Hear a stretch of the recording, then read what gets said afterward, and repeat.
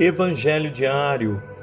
Sou o Padre Edson Valim da Inés e inicio com você o Evangelho do dia, que é Marcos 3, do 1 ao 6. Naquele tempo, Jesus entrou de novo na sinagoga e havia ali um homem de mão seca. Alguns observavam para ver se haveria de curar em dia de sábado, para poderem acusá-lo. Jesus disse ao homem da mão seca: levanta-te e fica aqui no meio. E perguntou-lhes: é permitido no sábado fazer o bem ou fazer o mal? Salvar uma vida ou deixá-la morrer? Mas eles nada disseram. Jesus então olhou ao redor, cheio de ira e tristeza, porque eram duros de coração, e disse: estende a mão. O homem da mão seca ficou curado. Ao saírem os fariseus e partidários de Herodes, imediatamente tramavam contra Jesus a maneira como haveriam de matá-lo. Palavra da salvação, glória a vós, Senhor.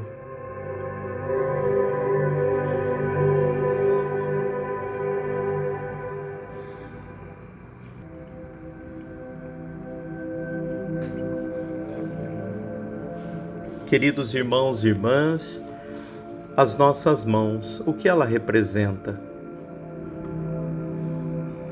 As mãos representam nossa capacidade de trabalhar, de ganhar o pão de cada dia. Claro, elas representam mais do que isso também. Com as mãos defeituosas, vai ficar muito difícil construir uma casa, uma limpeza, digitar um texto, dirigir um carro, fazer um almoço. Então, como a gente pode ver, as mãos, elas têm a ver com o trabalho. Isso é verdade hoje, mas ainda no tempo do povo da Bíblia, o povo trabalhava no campo, na lavoura, na criação de gado, muito mais se usavam as mãos para pescar, no trato das ovelhas, o gado, no artesanato. E uma pessoa sem as duas mãos, com a mão seca, no caso, a pessoa ela estava impossibilitada de sobreviver, de ganhar o seu pão de cada dia. Bom, até aqui estamos de acordo, então vou lhe fazer uma pergunta. Você já percebeu que a lei do sábado no tempo de Jesus tinha a ver com o trabalho? Na Bíblia, duas tradições sublinham o valor do sábado. O Antigo Testamento, o livro do Êxodo, e o sábado tem a ver com o descanso de Deus. Portanto, Deus trabalhou e descansou no sábado. No livro do Deuteronômio, sábado tem a ver com a saída da escravidão do Egito.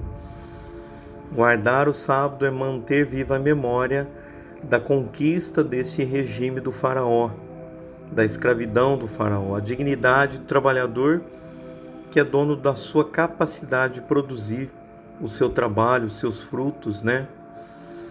Então, para descansar e celebrar os frutos do seu trabalho, é a liberdade de um povo que nunca mais quer cair na escravidão e é dono de sua terra, da sua história. Esse é o sentido do sábado. E no Antigo Testamento, claro, que isso tem um sentido religioso. Só um povo senhor do seu trabalho e da sua história pode agradecer, render glórias a Deus, não concorda? Então, sem o seu trabalho, como é que ele vai tirar um dia para agradecer se ele não tem como trabalhar? Então, já que estamos nos entendendo aqui no Evangelho, vamos ver o texto. Jesus está na sinagoga, lá em Cafarnaum, dia de sábado, claro, dia do culto dos judeus. E lá está o homem sem trabalho porque está defeituoso, está com a mão seca. Muita gente está de olho nele para ver se Jesus vai curar o homem. Curar é uma forma de trabalho. Para eles, isso não podia. E Jesus fez uma pergunta que incomodou eles. E ninguém respondeu. Ele perguntou: o sábado era para fazer o bem ou para fazer o mal? E a dureza do coração deles fizeram com que eles somente se aborrecessem. Mas mesmo assim Jesus pegou o homem da mão seca e o curou. Até aqui tudo tranquilo. Agora preste bem atenção no que ele disse àquele pobre homem. Ele disse o seguinte, ele disse 3 coisas. Levanta, fica aqui no meio, estende a mão. 3 coisas, são essas palavrinhas que ele falou. Levanta, fica aqui no meio, estende a mão. Levanta-te significa que é a posição de um homem que estava humilhado, um homem que estava rebaixado, um sentido de passividade, de acomodação, de desinstalação, e fica de pé. Condição de que Jesus quer, a condição de ressuscitado. Fica de pé, ninguém deve se curvar diante dos problemas da vida. A segunda palavrinha, aqui no meio para chamar a atenção de todos, no centro. Aqui está o problema que tem que ser colocado no centro das nossas atenções. Esse homem precisa de libertação. E sábado não é para celebrar a libertação? Como que esse homem vai celebrar o quê? Então, a terceira palavrinha da bela lição de hoje, estende a mão. Ele estendeu a mão e ficou curado. Se for a pessoa humana em sua necessidade a estar no centro de nossas preocupações, da nossa religião, representada aqui na sinagoga, essa é a força de Deus para devolver a dignidade da pessoa humana. O homem foi restabelecido de todas as suas capacidades. E hoje, meus queridos, hoje é dia de Santo Antão. Meus queridos irmãos, Santo Antão, ele é um santo egípcio, né? Ele nasceu no Egito no ano 251. Olha só, com apenas 20 anos, Antão já perdeu seus pais, ficou órfão e com muitos bens materiais, porque ele é de uma família abastada, de muitos bens, muito rico. Mas o maior bem que os seus pais lhe deixou foi a sua fé cristã, deixou ele na educação cristã. Ao entrar na igreja, ele ouviu a proclamação do Evangelho e se colocou no lugar daquele Evangelho que falava de um jovem rico que perguntou ao Senhor o que é preciso para entrar na vida eterna. E Jesus disse deixar tudo e segui-lo. Antão resolveu vender todos os seus bens e garantiu a formação da sua irmã, a qual entrou para uma vida religiosa também. Enfim, Antão foi passo a passo buscando a vontade do Senhor e deparou-se com uma outra palavra de Deus na sua vida. Não vos preocupeis com o dia de amanhã. O dia de amanhã terá as coisas com que se preocuparem. Cada dia basta-me a tua graça, o meu cuidado. Mateus 6. E o Espírito Santo iluminou e ele resolveu abandonar todas as coisas e viver como um eremita. Sabendo que a região existiam homens dedicados à leitura e meditação da palavra e oração, ele foi aprender com esses homens. Aprendeu a ler e principalmente a rezar e contemplar. Assim foi crescendo a sua santidade e fama também de santidade, né? Sentiu-se chamado a viver num local bem abandonado, num cemitério, onde as pessoas diziam que almas andavam por lá. Por isso era inabitável. Ele não vivia de crendices, nenhum santo vive, né?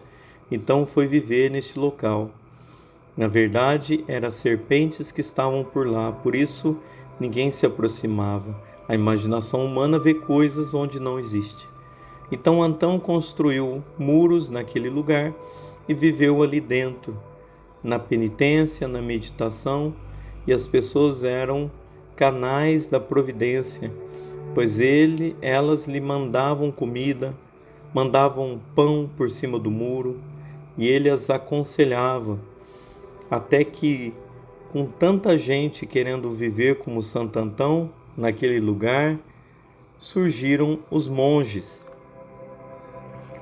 Então Santo Antão, né, que vivia de uma verdadeira alegria, sorria sempre para o mundo. Essa é a santidade. Ele foi construindo lugares e aqueles que queriam viver na santidade, seguindo seus passos, ver a alegria de Santo Antão, foram viver perto dele. O número de monges foi crescendo, mas o interessante é que quando iam se aconselhar com ele, chegavam àquele lugar vários monges e perguntavam: onde está Antão? Eles respondiam: aonde? Por aí. E veja, a pessoa mais alegre e sorridente é Antão. Você vai conhecê-lo assim. Então, combateu o arianismo. Ele foi crescendo em idade, sabedoria, graça e sensibilidade. Mas, com as situações que afetavam o cristianismo na época, teve grande influência junto a Santo Atanásio no combate ao arianismo. Ele percebeu o arianismo também entre os monges, que não acreditavam que Jesus era divino. Acreditavam que Jesus era somente um anjo de luz, assim como hoje as testemunhas de Jeová, se perguntarem para elas, para as pessoas que são testemunhas de Jeová, pergunta quem é Jesus para eles. Não fala que Jesus é Deus. Eles não acreditam na divindade de Jesus, acreditam que Jesus é um ser criado por Deus. Eles falam que Jesus é até um anjo, coisa assim, mas Deus não. Então, se Jesus não morreu na cruz, nós não fomos salvos, né? Se for ver. Então, o arianismo acreditava nisso, somente na humanidade, não na divindade de Jesus. Antão combateu isso, junto com Alexandria, essa heresia, e que Jesus não era Deus. Viveu na alegria e na misericórdia e tornou-se abade, pai dos monges, exemplo para toda a vida religiosa. Hoje é dia então de rezarmos por todos os nossos religiosos. Santo Antão, rogai por nós.